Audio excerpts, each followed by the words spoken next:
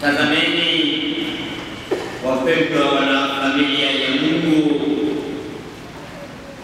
leo duniani sisi Wakatoliki tunafanya sherehe ya Utatu Mtakatifu. Sherehe hii ya Utatu Mtakatifu inafuata mara baada ya Dominika ya Pentekoste. Dominika iliyopita Wakatoliki wote duniani tulikuwa na sherehe ya Pentekoste, tulishangilia kuzaliwa kwa kanisa na tukasikia habari za mitume waliopata uwezo wa kutenda kazi ya kuhubiri, kutangaza, kubatiza watu na hatimaye kwa mwanzo wa kanisa. Basi leo kanisa kwa umoja wetu tunaadhimisha fumbo la Utatu Mtakatifu. Mungu mmoja katika nafsi tatu. Nafsi ya kwanza ni Mungu Baba. Nafsi ya pili ni Mungu Mwana ndiye Kristo. Na nafsi ya tatu ni Mungu Roho Mtakatifu. Mungu Baba ni muumba wa mbingu na dunia. Aliumba kila kitu kwa hekima na upendo. Yeye ni chanzo cha maisha, aliyejikita katika mpango wa wokovu wa wanadamu. Kila pumzi tunayopumua, kila baraka tunayopokea kutoka kwake, anatuita tumtambue yeye kuwa ni Baba yetu. Nafsi ya pili ni Mungu Mwana aliyefanyika mwili. Mwana wa Mungu alikuja duniani si kwa faida yake, bali kwa ajili yetu, kutuokoa, kutufundisha kupenda na kufunulia uso wa Mungu. Alikufa kwa ajili yetu msalabani na kufufuka ili tuwe na uzima wa milele. Kwa maana tunamwona Mungu akiwa nasi miongoni wetu, akitenda na kutufundisha njia ya kweli. Na nafsi ya tatu ni Mungu Roho Mtakatifu. Roho Mtakatifu ni zawadi ya upendo kutoka kwa Baba na Mwana. Ni Roho anayetuongoza, anatufundisha, anatufariji na kutujaza ujasiri wa imani. Bila Roho Mtakatifu hatuwezi kusali, kuelewa neno la Mungu wala kumshughulikia Kristo duniani. Kwa ndugu zangu, nafsi tatu zimefanya kazi hizo ambazo tunaelezea. Sasa sisi tunaosherehekea Utatu Mtakatifu lazima tuenzi Utatu Mtakatifu katika maisha yetu. Namna gani tunaweza kuenzi Utatu Mtakatifu? Kwanza, kwa kuishi maisha ya sala.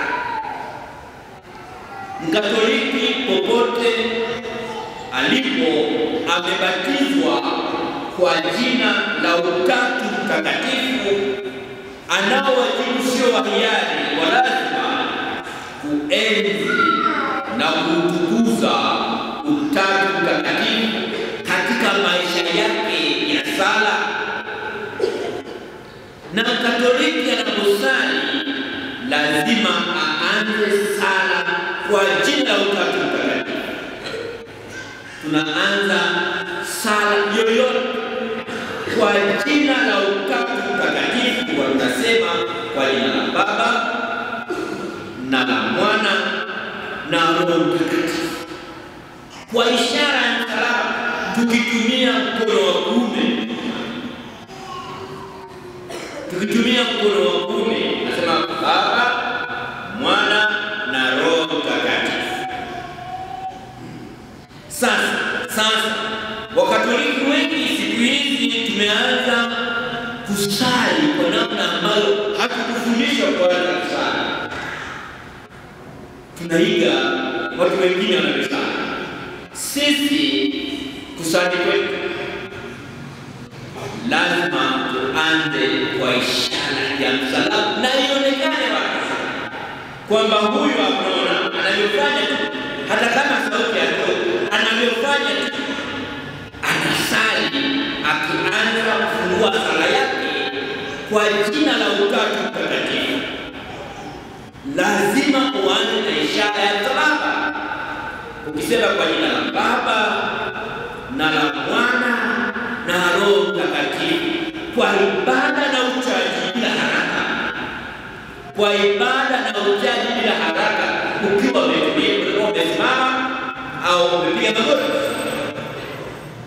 Sasa saa hizi ulimwengu unaendelea, watu wengi tuna haraka na sala na tunaanza bila ishara. Hii dalili ya kuona aibu pengine uwezo Mtakatifu tuliobatiziwa kwa jina lake. Nimekuwa tukishuhudia katika matukio kadha wa kadha ya kijamii, kama vile misiba ambao kuna chakula, kwenye maharusi huko wanasema ukumbini huko, watu wengi hata wanaona katika Katoliki, unaona wameanza bila sala, anaanza kula, anachukua samaki, chakula na chakula pamoja, anaanza kula bila kusali. Kwa nini anafanya hivi? Anaogopa watu kwamba atajulikana kama Mroma. Anajieleza hivi ili serikali ya Roma inaanza kula kama vile wanadamu. Ukimshika ghafla, mbona unakuwa kwanza baba mzee kimwemoro, na hata vijana unasali kimwemoro. Ndani Mkatoliki hata usali kimwemoro lazima mkono wa kulia ufanye kazi kwa jina la Baba na la Mwana na Roho. Hata kama utamsauti ishara inaonekana, na huko ni kuenzi Utatu Mtakatifu. Ndugu zangu, sisi Wakatoliki tuendelee kuenzi Utatu Mtakatifu tukitumia sala ya njia ya msalaba na kusali popote bila kujali macho ya watu na anatuangalia. Tusibu tuenzi Utatu Mtakatifu kwa kusali ishara ya msalaba vizuri, na tunamaliza sala zetu kila mara kwa sala ya Atukuzwe Baba na Mwana na Roho Mtakatifu. Tunaendelea, ndugu zangu Wakatoliki wenzangu, tuenzi Utatu Mtakatifu kwa ishara ya msalaba, lakini tutauenzi pia Utatu Mtakatifu kwa kuishi umoja na upendo katika jamii. Mungu Baba na Mungu Mwana na Roho Mtakatifu wanapendana, wameshikamana sana. Sisi nasi tuna wajibu wa kupendana ndani ya familia, tushikamane, tuwe wamoja kama Utatu Mtakatifu ulivyo umoja. Katika jumuiya zetu na katika jamii zetu tuishi kwa upendo, tushikamane, na pia tuenzi Utatu Mtakatifu kwa kutoa huduma kwa wengine, tukimtazama Mungu nafsi ya pili, jinsi Yesu alivyojitolea kwa wengine. Tunajua habari zake, alivyoishi na watu, alivyowapenda watu, alijali wengine, alijisadaka zaidi kwa ajili ya wengine mpaka akafa msalabani.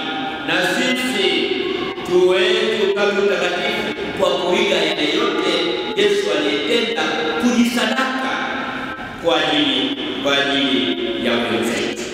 Nimesema mwanzoni, leo kwa namna ya pekee tutaiapisha kwaya ya Mtakatifu Mbaga Tuzinde. Mtakatifu wetu kwa kwaya zote tutaziapisha, tulianza na kwaya ya Mtakatifu Yosefu ilisha hapa, na baadaye tukaja kuapisha utume wa neno la Mungu waliapili wapita na maaskofu. Na leo kumbe ni zamu ya kwaya ya Mbaga Tuzinde. Kwaya ni chombo cha uinjilishaji, cha kupeleka neno la Mungu, kupeleka habari za Utatu Mtakatifu kwa watu kupitia kuimba. Kwaya ni chombo cha kanisa cha uinjilishaji kinachotangaza ukuu wa Utatu Mtakatifu kwa kupeleka ujumbe kwa watu kupitia nyimbo. Kwa hiyo ndugu zangu, kwaya ni chombo kitakatifu, ni mali ya kanisa, ni mali yetu sote. Kwa hiyo tuna wajibu wa kuzilea kwaya zetu zitekeleze majukumu yake kadiri Mungu anavyotaka, kadiri kanisa linavyoongoza na kadiri wazee mashamba askofu wanataka kufanya. Kwa hiyo kwaya sio mali binafsi, ni chombo cha uinjilishaji. Kwa hiyo tunapowaapisha wanakwaya, tunataka wawe waaminifu kwa kwaya yao, wakitekeleza majukumu yao ya kuenzi Utatu Mtakatifu kupitia kuimba. Na kupitia kwaya, wanakwaya wanapasika kutafuta utakatifu, sio kuburudika. Pana kwaya sio lengo lake hilo. Yeyote aliyejaliwa sauti nzuri, kipaji cha kuimba, aimbe kwenye kanisa au mahali pengine kwenye ibada, nia yake ikiwa kupitia kuimba atafuta utakatifu. Kwa nini wanakwaya tunawasisitiza na kuambieni kupitia kwaya muwe watakatifu, muwe watakatifu. Yaani nipatie neema mbalimbali ambazo Mungu anawajalia kupitia kuimba, ili siku moja mje kuona Utatu Mtakatifu kama ulivyo. Muone Mungu Baba, Mungu Mwana na Mungu Roho Mtakatifu. Kwa hiyo ninyi wanakwaya, mnapoapa leo mtambue hilo. Lengo la kuingia kwaya sio kuburudika au kurudisha watu au kuwafurahisha watu. Lengo mje kuchota neema na baraka ambazo ziwasaidie wenyewe kujipatia utakatifu, na msababishe wengine pia wanaosikiliza nyie mnapoimba wapate utakatifu. Hiyo ndio lengo la kwaya. Mwanakwaya aimbe kwa bidii, kwa juhudi, ajibidishe kuimba vizuri, ajipatie neema za Mungu, zimpatie utakatifu, na sauti yake inaposikika kwa wengine, wanaosikia sauti yako na kuimba vizuri, nao waambukizwe utakatifu. Kwa ndugu zangu, kwaya ni chombo cha uinjilishaji cha kupeleka ujumbe wa Mungu kwa watu ili wajipatie utakatifu. Na tunapowaapisha leo, tunawaagiza mnaapa kiapo cha kuimba katika kwaya ya Mbaga Tuzinde.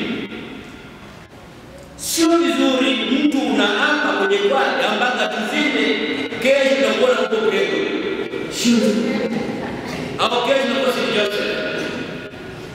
Baadhi yenu ndio ni kuangalia, naona kwenye kwaya watu wanaonekana. Mwaka huu anakuwa bila delay. Mwakani Mbaga Tuzinde. Mwaka mwingine St. Joseph. Wala vile kwa watu wanahangaika au yatimia.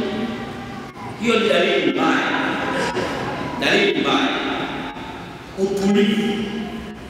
Katika ukiapa leo kwenye kwaya ya Mbaga Tuzinde, kwa kiapo hicho lazima ufe kama mwana Mbaga Tuzinde. Wala usihamihami. Kama kuna shida kwenye kwaya, kuna uongozi wa kwaya, kuna kigango, kuna parokia, kuna hatua nyingi. Kwa hiyo wanakwaya na hapa kiapo leo, dumuni kwenye kwaya zenu. Kitendo cha kuhamahama mnadhoofisha uinjilishaji. Mnaharibu kwaya, mnaharibu utakatifu wa nyimbo unazoimba. gani? Unaenda kueleza nini? Kwa hiyo umeamba kule unaenda kule. Unaharibu utulivu wa kanisa na utulivu wa kwaya na waombaji. Kwa hiyo nini na mbele sana kwa wengine pia tukawaambia kwamba tunapoapa kiapo kwenye kwaya hii tunamaanisha tutakufa kwenye kwaya hii, tutaitumikia mpaka mwisho. Na tunajifunza kutoka kwa Mtakatifu, utatu ni wa moja, Mungu Baba, Mungu Mwana na Mungu Roho Mtakatifu. Na kwaya zetu tunaomba muwe wa moja, muimbe kwa kushirikiana ndani ya kwaya yetu vizuri, lakini na kwaya nyingine, sababu sisi ni familia moja. Ninyi wanakwaya muwe na umoja, ninyi kwa ninyi kwanza, mpendani ninyi, na pia msababishe umoja kwenye kwaya nyingine. Hapo tunakuwa na matukio ya kijimbo. Matukio ya kijimbo yanafanyika hapa. Wanaimba kwaya ya muungano yenye kwaya 5. Kwa hiyo lazima tuwe tumeungana na tuwe tunajua kwamba sisi ni waimbaji wote wa parokia Njombe, katika Njombe, jimbo la Njombe. Tunataka kutangaza neno la Mungu kwa kuwa wamoja. Kwa matukio yale ya umoja ya kuwa heshima kupitia matukio ya pamoja ya kijimbo, tunapoenda pamoja yapewe heshima inayostahili na tuimbe vizuri. Kwa hiyo ndugu zangu, tupige Utatu Mtakatifu kwa kuwa wamoja sisi wenyewe na kuwa wamoja na kwaya nyingine zote tunazoimba nazo hapa. Mitafaruku inaweza kutokea kwenye kwaya, itatuliwe Kikristo. Mitafaruku, migongano, kwa kawaida kwa jamii migongano ipo, tusahihishe Kikristo kwa lengo la kwamba kuleta umoja ambao usababishe uimbaji mzuri wa kwaya zetu. Sisi wenyewe wanakwaya tujipatie utakatifu na tusababishe wengine kupata utakatifu kupitia nyimbo zetu. Lakini na familia ya Mungu nihimize tuwe tunaimba wote. Ndio maana mwongozo wa kwaya unasema waimbe nyimbo rahisi zinazojulikana kwa wote. Wasilete nyimbo mpya, waimbe nyimbo rahisi. Lakini wanaangalia nyingine, wanakwaya wanaimba nyimbo za kawaida sana. Watu wengine tangu mwanzo wa kisa mpaka anaondoka mdomo wake hafungu. Hata wimbo ule mtamu namna gani jamaa amekula jiwe.